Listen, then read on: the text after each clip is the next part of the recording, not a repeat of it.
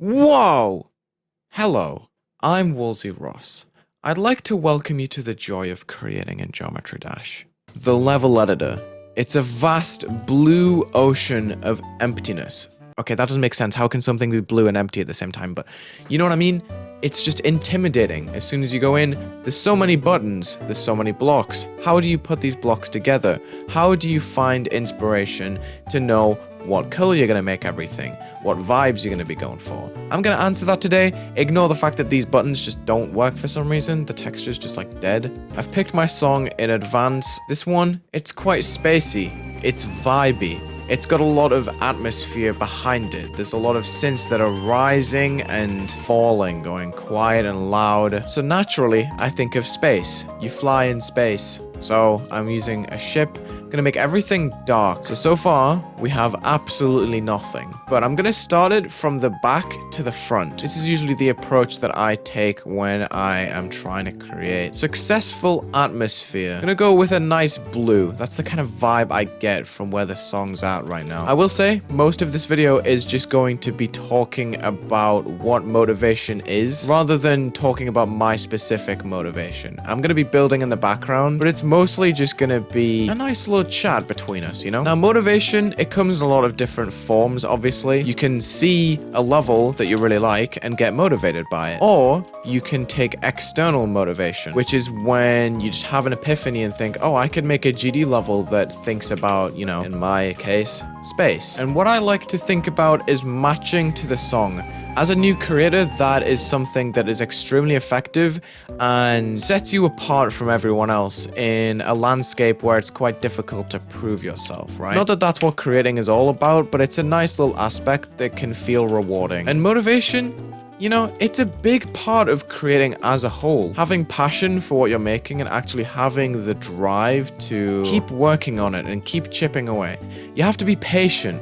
And it's hard to be patient when you don't like what you're making. So I'd say it's very, very important that you like the song and you like the colors and the kind of pacing that you're going for in the level. You don't necessarily need too many ideas like what specific blocks you're going to use, but it's definitely helpful having a direction immediately that you know that you like, because otherwise it can get pretty demotivating to be like, oh, I started this level 3 weeks ago and I haven't worked on it in the last week and I spent a lot of time on it and now it's just nothing to me. Like, I can't get myself to work on it. Motivation for me personally, since I have actually established my style, comes from trying new things and trying to accomplish different atmosphere. Bob Ross doesn't stutter. Come on, you can do this. But for a new creator, your inspiration is more likely to come from something that you've seen. You might just want creator points, and this is a valid motivator, but it's not something that you should solely base your motivation on, right? Something that's nice about creating is that you can easily see your results, and getting creator points, I'm sorry, but it's not likely to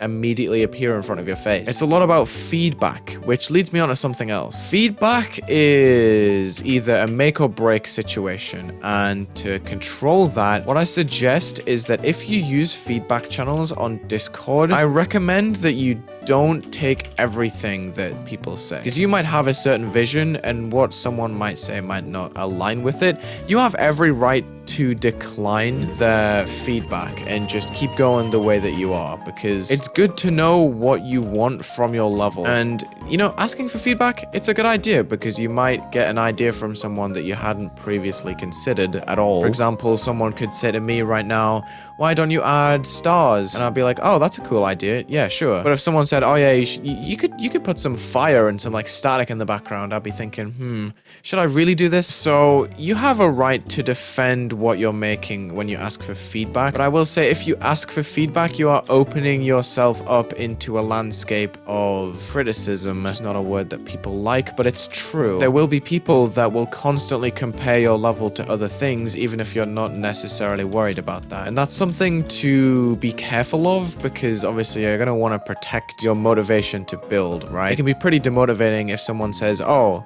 you're never going to be Saponge if you're trying to be an effect creator, right? So I would definitely be careful. Oh wow, these look terrible. Wow, okay, wow. So music sync is kind of an interesting one, because everyone interprets music differently, at least. So if you can add your own personal and slightly more interesting touches to the sync of the song, you're more likely to please someone, from my experience.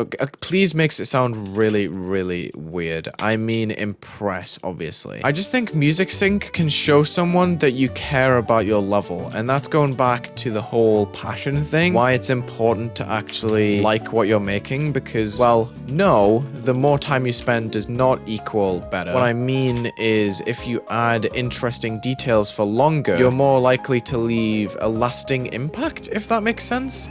Like, your level's gonna stick out to someone if it does certain things really nicely. So, from my experience, it is kind of important to play around with scales, moving times, easings. Fade out times is a good one. I'm going to be very lazy, because something I want to talk about is the bigger picture is quite important when it comes to kind of selling your level, right? Especially in art. And this is something that my friend Subwoofer kind of put in my head, and it's never left me to this day, so I feel like it's good advice. So when you're making a level, say I'm making a space themed part right now, naturally one of my goals is to convey the feeling of a space, right? The way to do that is not to slap on more decoration. The way to do that is make it feel a bit more grandiose and have certain decoration that may remind someone of space, or just tie in nicely with the whole idea. I'm trying to make space debris right now, just to give a bit of context. The way to do that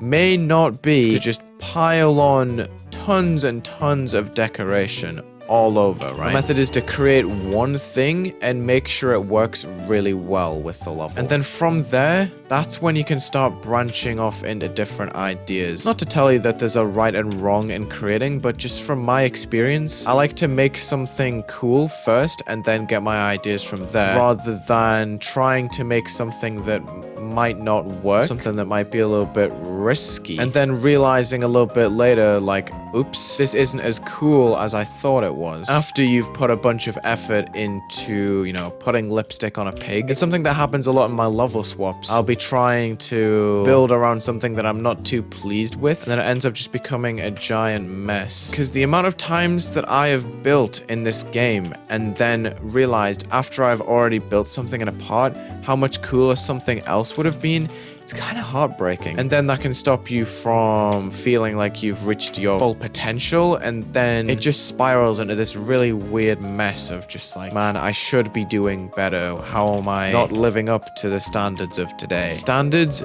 they can crush your motivation to build in GD, I have to say. Like, say if I played a level on the featured page and I thought, hey, that was pretty cool, I'd like to try that myself, and then I try to build and I build something nothing like it. I'm then constantly comparing myself, which is not good, is it? The whole thing for creating, for me at least, is just being happy with expressing myself in the GD level editor.